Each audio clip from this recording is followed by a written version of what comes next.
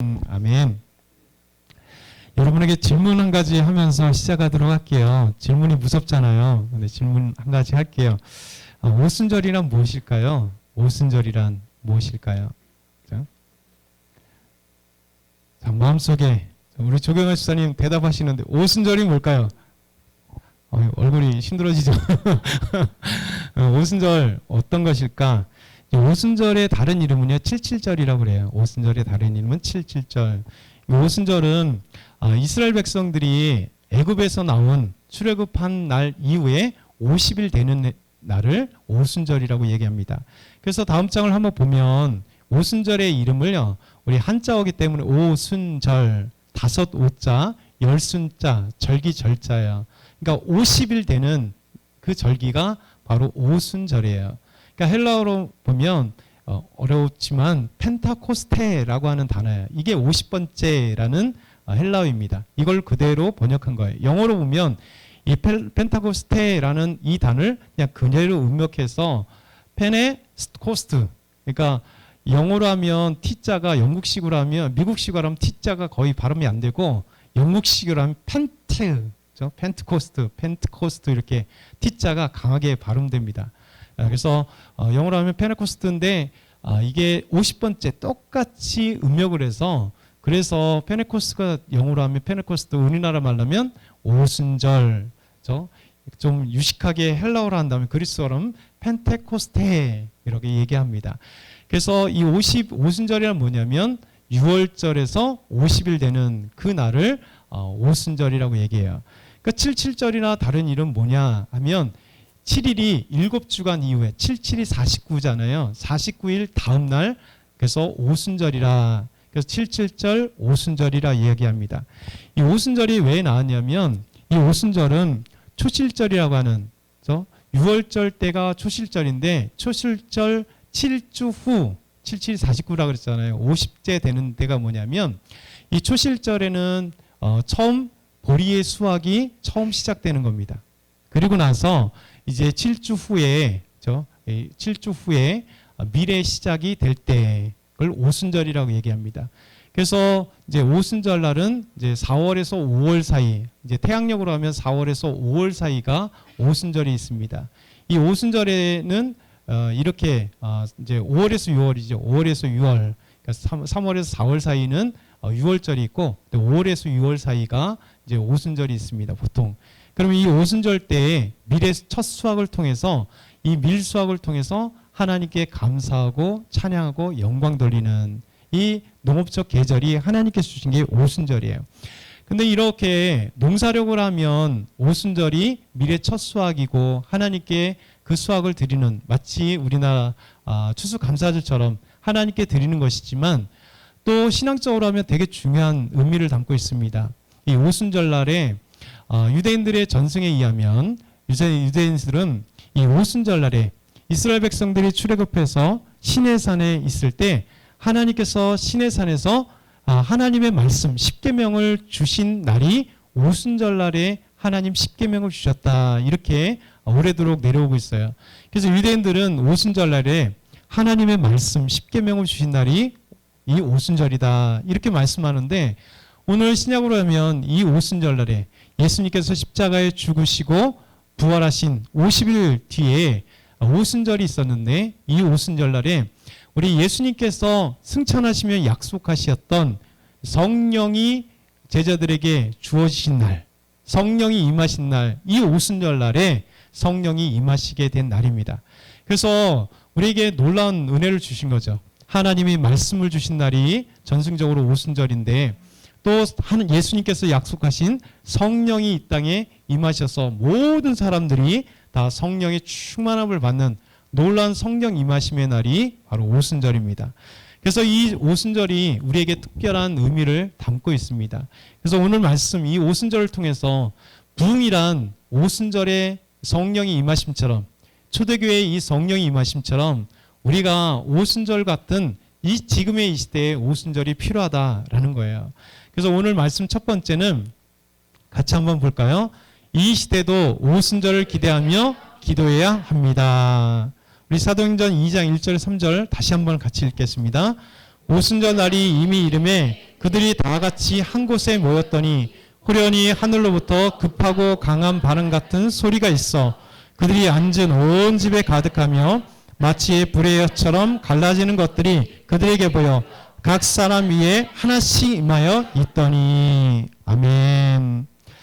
제자들은 예수님 승천하실 때 예수님께서 제자들에게 약속하셨어요. 너희는 모여서 기도하라는 거죠. 너희는 성령이 임하실 거라고 약속하셨어요. 그래서 이 제자들은 예수님께서 말씀하신 대로 그들은 함께 기대하고 있었습니다. 그리고 한 곳에 모였어요. 그리고 그곳에서 그냥 모여서 잡담하고 수다 떤 것이 아니라 주님을 기대하고 있는 거예요. 예수님의 말씀처럼 성령을 사모하고 그리고 성령을 내려주실 걸 위해서 기도하며 함께 예배드리며 기도하며 주님을 사모하고 있었던 거예요. 여러분 이것이 얼마나 중요한지 몰라요. 우리 주님께서 약속하시면요. 그 약속을 사모하고 약속대로 기도하고 그리고 기대하는 것이 믿음의 시작이에요. 우리의 기대 속에서 하나님께서 일하시기 시작합니다. 여러분 예배를 사모하고 기대하는 사람이 예배에 왔을 때 하나님께서 이 예배 가운데 우리 임하시고 예배 가운데 우리를 어루만져 주시고 예배 가운데 하나님의 말씀을 주세요. 그래서 예배를 기대해야 돼요. 기도의 자리를 기대해야 돼요. 그래서 기도할 때 하나님께서 그 기도하는 사람에게 놀라운 하나님의 임재가 있고 기도하는 사람에게 성령이 충만하게 하셔서 뜨거운 심정을 주세요. 그래서 입술 속에 막 기도하게 하시는 거예요. 그래서 기대하라는 것이 얼마나 중요한 문제입니다. 제자들은요, 예수님이 승천하실 때 약속하신 대로 그들은 모였습니다. 그리고 함께 기도했어요. 그리고 성령 임하시기를 위하여 기도할 때 놀라운 일이 벌어진 거예요. 사도행전 1장 12절 15절 보면 그들은 이 다락방에서 앞에 보면 이 다락방에서 지금 이제 마가의 다락방이거든요. 약간 그 뒤에 좀 돼서 지금까지 내려오지만 이 다락방에서 그들은 함께 120명이 모여서 기도하고 있습니다. 그 사도행전 1장 12절 15절 한번 같이 보면요. 이때 제자들이 감람원은 감람산을 얘기해요. 감람산이라고 하는 곳에서 예루살렘에 돌아오는 같은, 그러니까 이스라엘 백성들은 안식일 날 1km만 걸을 수 있었어요. 그러니까 1km 걷고 1km 올 수 있는. 그러니까 이 아까 마가의 다락방이 감람산에서 한 1km 정도 떨어진 곳이거든요. 그곳에서 함께 안식일에 걸어가기에 맞은 안식일에 허락된 그 거리만큼 1km 정도 떨어진 그곳에 이 마가의 다락방에서 예수님의 제자들, 파란 색깔로 쓰여진 것 예수님의 제자들과 그리고 여자들과 예수님의 어머니 마리아와 그리고 예수님이 사역할 때는 안 믿었던 예수님의 제자 동생들이 예수님의 십자가에 죽으시고 부활하신 모습을 그리고 부활하시고 제자들과 함께 40일 동안 살아계셔서 부활하신 모습을 보여주면서 하나님의 나라를 가르치셨을 때 제 예수님의 동생들도 예수님 믿게 된 거예요. 그래서 예수님의 동생 야고보가 저 초대교회의 가장 중추적인 역할을 하고 예수님의 동생 야고보가 야고보서를 기록하는 하나님의 놀라운 은혜를 입었잖아요. 그래서 이 예수님의 제자들 그리고 여자들 그리고 예수님의 어머니 마리아 그리고 예수님의 동생들 약 120명이 예수님이 약속하신 것을 기다리면 성령을 기다리면서 이 감람원에서 가까운 마가의 다락방에서 120명이 간절히 하나님 앞에 기도하고 있던 거예요. 이 기도 속에 하나님의 놀라운 역사와 기적이 일어난 겁니다. 여러분 기적은요 기대하는 사람들에게 일어나게 되어 있습니다. 하나님의 성령이 임하심은 우리 기대하는 사람에게 우리에게 성령 충만하게 하시고 성령을 주시는 거예요. 그래서 예수님의 제자들 성령을 기대하고 예수님의 말씀을 기대하면서 지금 기도할 때 성령이 임하시게 됩니다. 두 번째는요. 성령의 임함은 지금도 계속됩니다. 여러분 이것이 중요한 거예요. 2000년 전에 오순절날에 성령의 임함으로 그것을 끝났느냐? 그들이 놀라운 능력과 은혜와 기쁨을 누리는 그것으로 끝나느냐? 그렇지 않더라는 거예요. 우리 하나님은 영원하신 하나님이세요. 어제나 오늘이나 내일이나 동일하신 하나님. 과거에도 계신 하나님이 지금 우리와 함께 계시는 거예요. 여러분의 마음속에 우리의 마음속에 계시고요. 우리 옆에도 계시고 우리 하나님 이 우주 만물에도 다 계시는 하나님. 그래서 무소부재한 하나님이라고 그러잖아요. 우리 하나님은 영이신 하나님께서 어디든 다 계세요. 여러분 직장에 있을 때 사업처에 있을 때도 하나님이 그곳에 계시고, 우리가 집에 있을 때도 그곳에 계시고, 우리가 길을 걸을 때도 우리 하나님이 함께 하시는 거예요. 그 하나님이 2000년 전에도 성령을 내려주신 그 하나님이, 그 성령 하나님이, 성령님도 하나님이시니까 그 성령 하나님이 2000년 전 오순절날에 임하셨던 그 성령님이 지금도 우리와 함께 하시는 거예요. 지금도 성령의 역사가 임하시는 거예요. 우리 신앙생활에 가장 또 중요한 역할을 하신 분이 바로 성령님이세요. 왜냐하면 성령님은 구원과 관계되어 있어요. 성령님이 우리 안에 오심으로 하나님의 믿음이 우리 안에 샘솟게 만들어져요. 성령이 임하심으로 우리가 죄인인 것을 깨닫게 하세요. 성령 하나님이 아니시면요, 우리가 죄인인 것을 깨닫지 못하는 거예요. 우리는 항상 보면 의인이라 생각하잖아요. 여러분, 세상에 많은 사람들이 당신 죄인입니다 하면 발끈하죠. 아니, 내가 무슨 죄인이야. 왜? 죄라는 것을 어떻게 생각하냐면, 내가 짓지 않은 것, 내가 생각하지 않은 것은 죄라고 생각하지 않아요. 그렇잖아요? 그러면서 오늘 하루 딱 생각해 보면 나는 죄를 짓지 않았다는 거예요. 왜? 어떤 사람을 죽인 것도 없고 훔친 것도 없고 뭐 신호에 위반한 것도 없고 내가 생각할 수 있는 죄의 생각을 이만큼 갖는 거예요. 그러면 좀 더 생각해 보면 우리나라 헌법과 법률을 우리가 다 모르잖아요. 그것을 다 갖다 놓으면요, 여러분 안 걸릴 사람이 없는 거예요. 제가 30년 전에 의무경찰 군생활을 할 때요, 의정부에서 했거든요. 의무경찰을 하면서 우리 경찰들과 함께 이제 의무경찰이니까 경찰 행정 업무들을 나가잖아요. 밖에 가면 가끔 가다가 소방 업무를 나가요.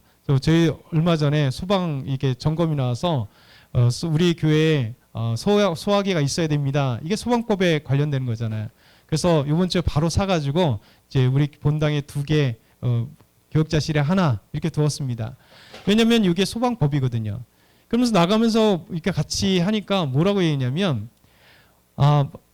가게 문을 연 모든 것들이 법으로 이렇게 들이대면 모든 가게가 다 문을 닫아야 된다는 거죠.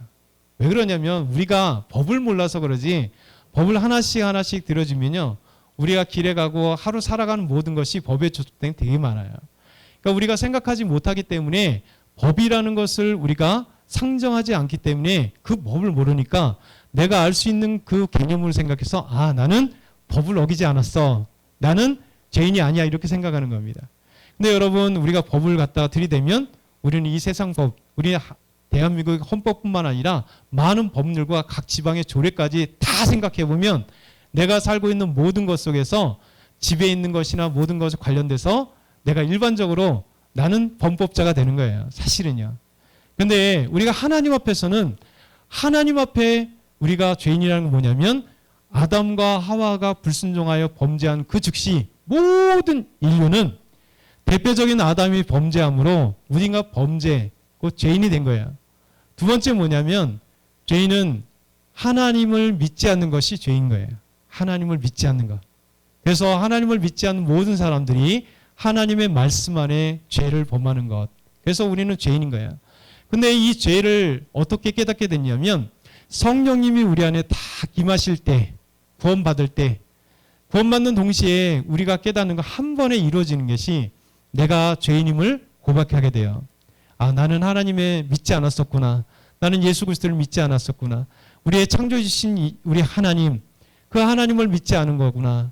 나는 하나님의 말씀을 지금까지 순종하지 않은 죄인인 것.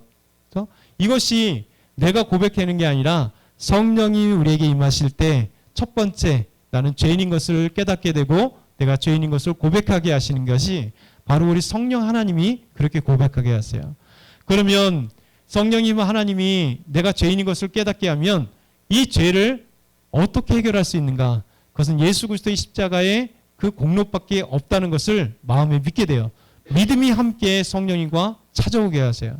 성령이 임하시는 즉시 내 마음 가운데 믿음으로 예수님을 나의 주님이라고 고백하게 하고 예수님 믿게 하시고 예수님 때문에 나는 구원받게 되고 이제 예수님 믿으며 살아가야 되는 사람이다라고 하는 것을 알게 되는 것. 이게 누가 하시냐면 바로 성령 하나님께서 하시는 거예요. 그러니까 성령께서 2000년 전에 오순절날 성령이 임하심으로 끝나는 게 아니라 지금도 우리의 믿음에 가장 중요하신 분이 바로 성령님이십니다.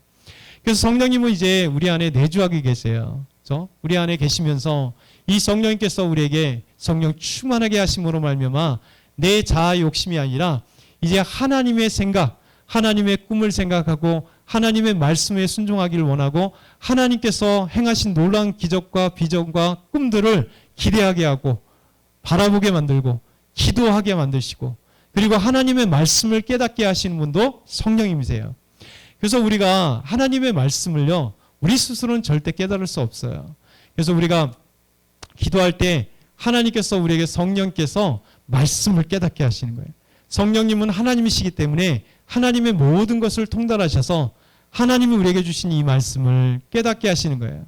그래서 우리가 예배 전에 항상 간구를 해야 돼요. 하나님, 이 예배 때 하나님께 영광 돌리기 원합니다. 그리고 예배의 말씀 가운데 우리가 깨닫게 하시옵소서.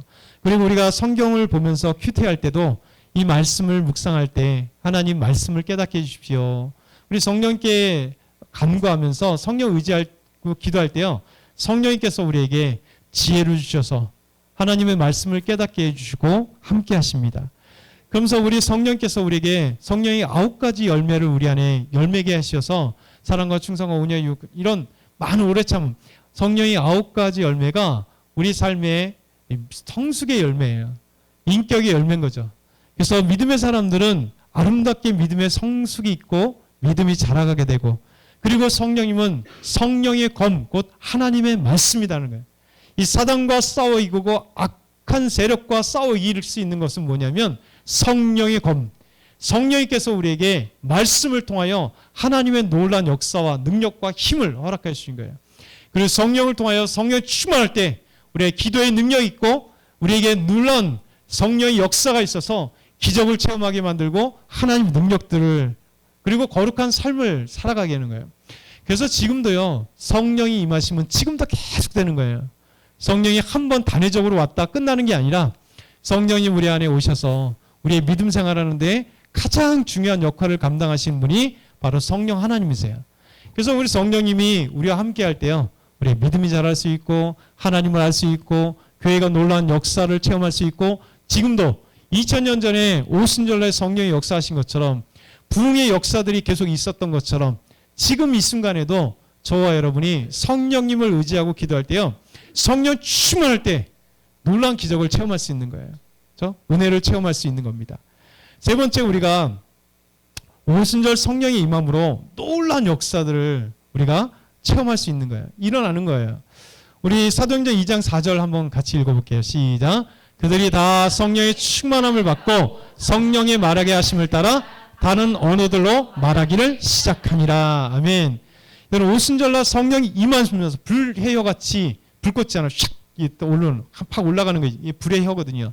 불의 혀같이 각 사람에게 성령이 쫙 임하셨어요. 성령이 임하시는 것이 마치 불의 혀가 위에 불꽃처럼 쫙 임하는 것을 눈에 보이는 거예요. 120명이 이렇게 성령이 각 사람에게 임했다는 거예요. 여러분, 각 사람에게, 여러분 개인에게 성령이 임하시는 거예요. 각 사람에게 성령이 임하시면서요, 놀라운 일이 벌어진 게 뭐냐면 각 사람이 놀랍게 방언을 하는 거예요. 방언을 하는 겁니다. 그들의 입술 속에 새로운 언어가 생긴 거예요. 막 그 말로 막 기도하면서 방언을 얘기하는 겁니다. 그때 예루살렘에 많은 사람들이 모였었습니다. 왜냐하면 오순절날 50일 전이 뭐라고요? 유월절날. 이스라엘 3대 절기가 오순절, 그 다음에 유월절이에요. 수장절. 이 세 가지가 다른 오순절의 다른 말로 칠칠절, 유월절, 오순절, 수장절이 이스라엘 3대 절기입니다. 이 3대 절기 때는 유대인들이 예루살렘에 다 모여요. 그때 와서 절기를 일주일 지키면서 하나님께 영광과 찬송을 돌립니다. 근데 이스라엘 역사가 이 지배의 역사였잖아요. 바벨론에 의해서 끌려가고, 그리고 로마에 의해서 지배당하고, 그 전에 또 헬라의 제국 알렉산더 제왕에 의해서 334년, 기원전 334년에 또 멸망당하고, 그러다 보니까 유대인들이 바벨론에 끌려가고 이집트에 가고 또 터키 쪽에 가고 유럽 쪽에 간 그런 유대인들이 많이 있어요. 그러니까 이 사람들을 고향에서 함께 살지 못하는 유대인들을 뭐라고 했냐면 디아스포라 유대인들. 그 디아스포라는 흩어진이라는 뜻입니다. 그러니까 흩어진 유대인들이 항상 오매불망 자기 조국 땅을 간구하는 거예요. 하나님께 온전히 예배드려야 되는데, 하나님께 절기를 드려야 되는데. 그래서 이스라엘 3대 절기 중에 그래도 가장 중요한 이스라엘 백성들이 출애굽한 구원의 그 날을 감격하는 그날을 전 세계에 있는 유대인들이, 디아스포라 유대인들이 유대 땅으로 오는 거예요. 그래서 예루살렘 오는 겁니다. 그러니 가까운 데는 며칠이면 올 수 있대요. 더 먼 곳에는 어떻게 됩니까? 몇 달을 걸쳐서, 한 달, 두 달을 걸쳐서 예루살렘에 오니까 이 절기를 지키기 위해서, 일주일을 지키기 위해서 여러분 얼마나 감격하고 오겠어요. 그러니까 일주일을 지키거나 아니면 유월절을 지키고 난 다음에 돌아가는 유대인들도 있지만 오순절까지 지키기 위해서 50일 동안 계속 기다리면서 하나님께 예배드리며 찬송하며 기다렸던 많은 유대인들이 예루살렘에 머물고 있었다는 것이죠. 그때 이 예루살렘 때 유월절날 이 유월절을 지키기 위한 수많은 전 세계 디아스포라 유대인들이 바로 예수님의 십자가의 죽으심을 보게 된 거예요. 예수님의 십자가에서 부활하신 것을 보게 된 거예요. 그래서 로마로 돌아간 디아스포라 유대인들이 자생적으로 예수 그리스도를 믿게 됐고요. 지금 트르키 지역, 터키 지역의 소아시아 지역에서 유대인들이, 예수 믿는 유대인들이 생기게 된 거예요. 알렉산드리아, 이집트에 있는 알렉산드리아에 있는 예수님 믿는 예수님의 부활하신 그 짧지만 유월절을 지키기 위해 왔던 이 디아스포라 유대인들이 이 광경을 보면서 예수 믿었고, 그 뒤에 사도 바울이 복음을 증거하면서 이 헬라인들, 로마인들에게도 복음을 증거하고 그 유대인들에게도 복음을 증거할 때 그 유대인들이 십자가에 못 박힌 예수님을 보았던 유대인들이 있던 거예요. 부활한 것을 본 유대인들이 있던 거예요. 그런데 예수님이 정확하게 누군지 모르니까 안 믿는 유대인들, 보았던 유대인들, 그리고 로마 제국의 소아시아, 로마, 유럽의 복음을 증거한 사도 바울 때문에 복음을 알게 됨으로써 믿게 되는 거죠. 여러분, 이런 것처럼 이렇게 예루살렘에 왔던 사람들이 깜짝 놀라는 일이 일어나는 겁니다. 오순절날 마가다락방에서 예수님의 제자들과 여인들과 예수님의 어머니와 그의 동생 120명이 뜨겁게 간절히 기도하는데 각 사람의 불의 혀같이 임하시는 성령이 임하시는데 그들에게 있어서 놀라운 방언이 일어나는 겁니다. 각 나라의 언어가 그들에게 입술에 터져서 기도하면서 말하기 시작하는 거예요. 그러니까 그들은 놀랍기 시작합니다. 아니, 이 사람들은 누구야? 이 사람들 갈릴리 사람들 아니야? 아니, 유대 사람들 아니야? 근데 어떻게 이 사람들이 우리나라 언어를 하지? 우리가 살고 있는 지역의 언어를 하지? 라고 놀라고 있습니다. 이것이 2장 9절에서 11절의 말씀입니다. 넘겨주면요, 이 사람들이 얘기합니다. 디아스포라 유대인들이 우리는 바데인이고 메데인이고 엘라민이고 메소포타미아에 있었고 갑바도기아, 지금 투르키 지역 갑바도기아에서 왔고 본도와 아시아와 부르기아, 밤빌리아와 그리고 애굽, 이집트에서 우리는 왔고 구레나에서 아프리카의 구레나에서 왔고 리비아에서 왔고 우리는 로마에서 왔는데 그레데인들 크레타 섬에서 우리는 왔는데 아라비아에서 우리는 왔는데 전 세계에 흩어져 있는 이 사람들이 그 지역에 그 나라의 언어를 사용했는데 와 보니까 어떻게 이 유대 사람들이 갈릴리 지역에 살고 있었던 이 사람들이 어떻게 우리말을 해? 이런 놀라운 거예요. 이런 방언을 오순절날에 성령이 임하시면서 방언하니까 이들이 놀라면서 아니 어떻게 각 나라 방언을 하고 있는 사람들이 이 언어, 각 나라의 자기 나라의 말을 듣는 거예요. 하나님이 놀랍게 역사하시는 거죠. 여러분, 이것이 오순절날에 성령이 임하심으로 놀랍게 이루어진 거예요. 여러분, 우리가 옛날에 방언을 참 많이 사모했습니다. 한국교회가. 저 가장 많이 사모한 것이 방언 사모예요. 이상하게 방언만 사모를 많이 했는데 어찌됐든 간에 방언을 참 많이 사모했습니다. 제가 고등학교 때 예수 믿고 고등학교 때 교회를 나가게 되면서 우리 중고등부 때 고등학교 1학년 말에 교회를 나가게 됐어요. 그리고 2학년 2학기 때 예수 믿었는데요. 그때부터 우리가 부흥하기 시작하면서 우리 중고등부 아이들이 10명이 곧 금방 50명이 됐어요. 30명에서 40명이 열심히 나오고 그 다음에 뜨문뜨문 나오는 애들이 한 10명 정도 돼서 우리가 50명이 됐어요. 그러니까 얼마나 열심히 우리가 기도하며 찬양하고 예배 드리는데 옛날엔 중고등부가 보통 수련을 어디에 가요? 기도원을 많이 가잖아요. 그래서 우리 중고등부도 우리 양평의 양평교회에서 우리 중고등부가 이제 가평에 있는 한월산 기도원을 많이 갔습니다. 여름이면 겨울이면 그냥 하늘산 기도원을 일주일 동안 가서 수련을 하는 거예요. 그 집회에 참여하는 거예요. 그래서 하늘산 기도원에 가서 또 정가화 목사님 또 믿음의 집 기도원을 또 가기도 하고, 대부분 하늘산 많이 갔는데 하늘산 기도원에 가서 막 집회를 참여하고 중고등부 애들이 기도하면서 강사 목사님들이 말씀하시는 대로 그대로 따라하는 거예요. 그래서 기도 안 하면 기도하는 거예요. 뜨겁게 기도하고, 그리고 방언을 사모하라니까 우리가 방언이 뭔지도 모르는데 방언을 사모하면서 막 기도하는 거예요. 목사님들마다 하늘산 기도원에 예전에 항상 하는 얘기가 있잖아요. 나무 뿌리를 뽑아야 된다. 나무 뿌리를 뽑아야 된다. 그래서 기도하면서 나무 뿌리를 뽑아야 된다. 그래서 우리는 우리 중고등부 애들이 이 말씀에 순종해서 집회 끝나면 바로 뛰어나가는 게 어디예요? 기도원 바로 앞에 나무들이 많아요. 저희만이 아니라 그때는 우리 성도들마다 그냥 나무를 잡고 그 나무를 뿌린 진짜 뽑히는 줄 알고 나무를 잡고 쫙 이렇게 기도하는 거예요. 나무 잡고 기도하는 거예요. 그만큼 간절히 기도하는 거죠. 나가서 막 밤새도록 우리가 기도하는 거예요. 우리 중고등부 아이들이 막 기도하면서 하나님 만나 주십시오. 하나님 알게 해 주십시오. 막 하나님 저에게 방언을 주십시오. 저에게 막 그래서 우리가 기도하면서 각가지 기도 제목을 가지고 막 거기서 막 밤새 부르짖고, 또 이제 자고 나서 아침부터 시작하잖아요. 아침부터 점심 저녁까지 4번 정도 우리 집회하면서 가서 예배드리면서 앞자리를 사모하면서 앞에 가서 은혜 자리라고 해서 그냥 막 앞에 몰려들어가고, 수천 명의 사람들이 그 하늘산 기도원 그 큰 예배실 강당에서 막 예배드리면서 기도하면서 막 기도하는 거예요. 놀라운 것은 사모하는 자에게 하나님 놀라운 은혜를 주시는 거예요. 그래서 우리 중고등부 애들이 가면 할 때마다 아이들이 다 방언을 받는 거예요. 저도 그때 방언을 받으면서 너무 신기하잖아요. 방언의 기도가 막 신기해요. 우리가 알 수 없는 말이 우리 입에서 막 나오는데, 그래서 막 방언으로 기도하고 막, 그래서 이제 교회 가면 우리 집사님들이 막 부러워하는 거예요. 나는 방언도 못 받았는데, 권사님이 막 부러워하는 거예요. 나는 뭐 20년, 30년을 신앙생활 하는데 방언도 못 받았는데, 우리 중고등부 애들은 가자마자 방언을 받고, 또 뭐 예언을 보고, 환상도 보고, 야, 놀랍다. 막 부러워하는 거예요. 그래서, 이거 뭐 권사님들이 방언을 못 받으셨네요. 우리 중고등부 때 재밌게 그렇게 했습니다. 왜 그러냐면, 정말 주님을 사모할 때요, 놀라운 기적과 역사가 일어나는 거예요. 여러분, 중고등부 때 왜 놀라운 은혜들을 받냐면 순수하기 때문에 그래요. 말씀대로 그냥 기도하라니까 기도하고, 말씀대로 따라가라니까 막 예배드리고, 말씀대로 하니까 여러분도 동일한 거예요. 우리가 의심은 절대 어떤 일도 일어나지 않아요.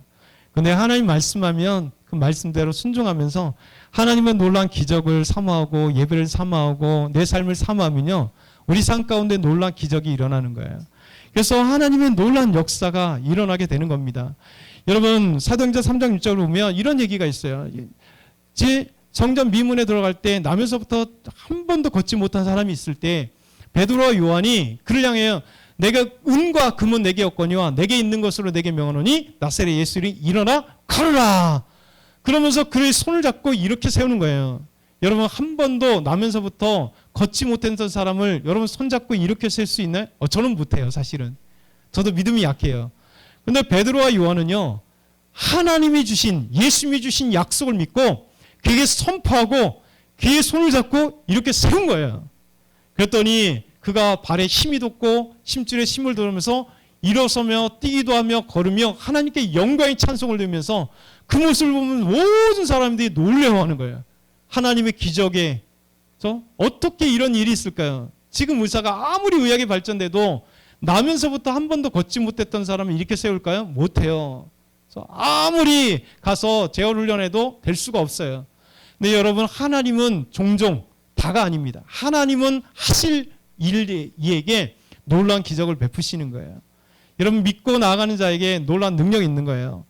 그래서 이 말씀이 끝나면서 모였던 제 사람들이 이 나면서부터 일어났던 사람이 40여세나 40살 정도 되었다라면서 교회가 함께 모여서 기도할 때 놀라운 일이 많아요. 뜨겁게 간절히 기도할 그 기도에 끝나면 사도행전 4장 31절에서 32절 보면 같이 읽어볼까요? 빌기를 다음에 모인 것이 진동하더니 무리가 다 성령이 충만하여 담대히 하나님의 말씀을 전하니라. 믿는 무리가 한 마음과 한 뜻이 되어 모든 물건을 서로 통용하고 자기 재물을 조금이라도 자기 것이라 하는 이가 하나도 없더라. 아멘. 모인 것이 진동하기 시작합니다. 그래서 담대히 하나님의 말씀을 증거하기 시작해요. 여러분, 성령이 충만하며 이 놀라운 일들이 지금도 일어납니다. 그래서 저와 여러분이 지금도 우리가 성령님을 기대하고 성령 하나님, 우리 안에 계신 성령님을 하나님, 성령께서 역사해 주십시오. 내 안에 뜨겁게 하셔서 내가 예수님에 대한 강한 믿음을 허락하시고 하나님 말씀을 깨닫게 해주시고 우리가 믿음 생활하는데 담대함을 허락하시고 또 능력을 체험하게 하시고 또 지금도 역사하게 하십시오 라고 기도할 때요, 여러분 개인에게 우리 교회에 놀란 역사가 일어날 믿습니다. 오늘도 하나님께서 역사하시고 우리가 이 시간에 뜨겁게 한번 2, 3분 동안 우리 안에 성령이 임하시옵소서, 성령이 역사하여 주시옵소서.